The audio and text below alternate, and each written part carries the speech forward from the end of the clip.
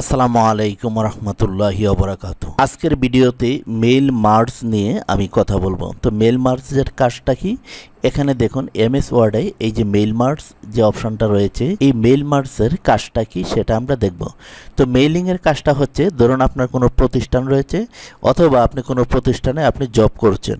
তো আপনাকে বলা হলো যে 1000 মানুষকে বা 100 জন মানুষকে আপনাকে একটা চিঠি দিতে হবে। এখন আপনি যদি একটি একটি করে চিঠি লিখেন তাহলে কিন্তু আপনার এক যুগ চলে যাবে।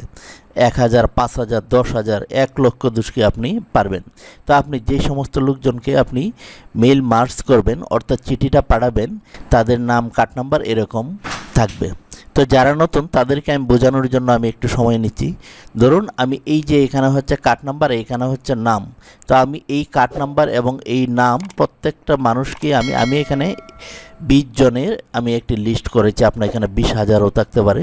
তো তাদের প্রত্যেককেই আমি এই চিঠিটা আমি পাঠাবো। শুধু এই একটা চিঠি দিয়ে আমি 20টা চিঠি তৈরি করব। এটাই হচ্ছে মেইল মার্জিংয়ের কাজ। তো মেইল মার্জিংটা করতে হলে আমরা প্রথমে যে কাজটা করব, প্রথমেই আমরা এমএস ওয়ার্ডে এই চিঠিটা আমরা প্রথমে লিখে নিব। আর এক্সেল ওয়ার্ডে আমি যাদেরকে আমি চিঠিটা পাঠাবো, এই যে এখানে যে সমস্ত কার্ড নাম্বার, নাম, ডিপার্টমেন্ট, ডেজিগনেশন, সেকশন, স্যালারি এবং ডিস্ট্রিক্ট, এগুলো আমি আগে যাদেরকে পাঠাবো এরকমভাবে আগে আমি তৈরি করে নেব। একটি কথা মনে রাখবেন, এইখানে যে অপশানটি আপনি রাখবেন সেই অপশানটি আপনি এখানে কিন্তু আপনি দিয়ে দিতে হবে। তো আপনি এটা দেখলে আপনি বুঝতে পারবেন। তো প্রথমেই মেল মার্জিংয়ের জন্য এটা আমি সেভ করে এটা আমি ক্লোজ করে দিব। ক্লোজ করে দিয়ে আমি এই যে মেইলিংয়ে চলে আসব। আসার পর এখানে দেখুন এই যে স্টার্ট মেইল মার্জ, এখানে আমরা ক্লিক করব। অথবা আমরা খুব সহজে এখান থেকে আমরা করতে পারি। তো আমরা এখান থেকে করব, এটা একদম সহজ। ইউজ এক্সিস্টেন্ট লিস্ট, এই যে এখানে আমরা ক্লিক করব। এখানে ক্লিক করার পর আমরা যে এখানে ফাইলটা রেখেছি এক্সেলের, সেই ফাইলটা আমরা ডেস্কটপে রেখেছি। এবং এই যে এখানে এক্সেল শিট আমরা এই যে এইটা আমরা ওপেন করব। এটা সিলেকশন করে আমরা ওপেনে ক্লিক করব। ক্লিক করার সঙ্গে সঙ্গে কিন্তু এখানে শিট 1 আসছে। কিন্তু আপনার এখানে শিট 2, 3, 4, 5 বা যেইভাবে আপনি রাখেন না কেন, আপনি যেই শিটটার মাঝে নামটা লিখে রেখেছেন সেই শিটটা আপনি এখানে সিলেকশন করে দিবেন। আমার এখানে যেহেতু শিট এক্সেল ফাইলের মাঝে একটি শিটই রয়েছে, এখানে একটি শিট দেখাচ্ছে। তো আমি এটা এখানে সিলেকশন করে ওকে করে দিব।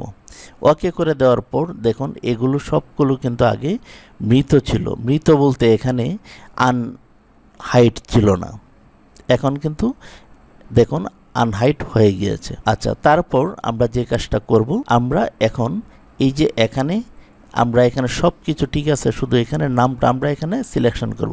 আমরা একটাতে করলেই কিন্তু সবকটাতেই চিঠি ইস্যু হয়ে যাবে।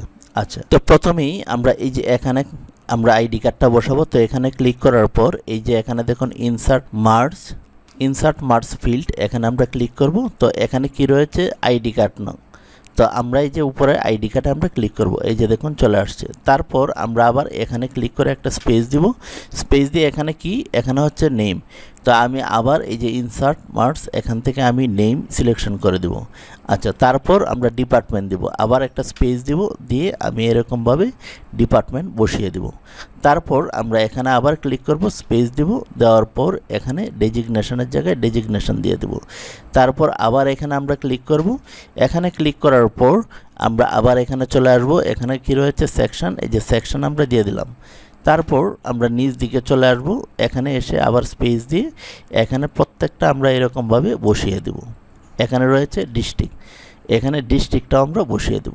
এই যে দেখুন আমাদের কাজ শেষ। তারপর আমরা যে কাজটা করব, এই যে এখানে দেখুন ফিনিশ অ্যান্ড মার্জ, এখানে আমরা ক্লিক করব।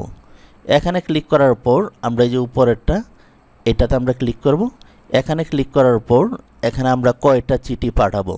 তো আমরা পূর্বে কিন্তু দিয়েছিলাম 20টার একটা লিস্ট এক্সেল শিটে আমি দেখিয়েছিলাম।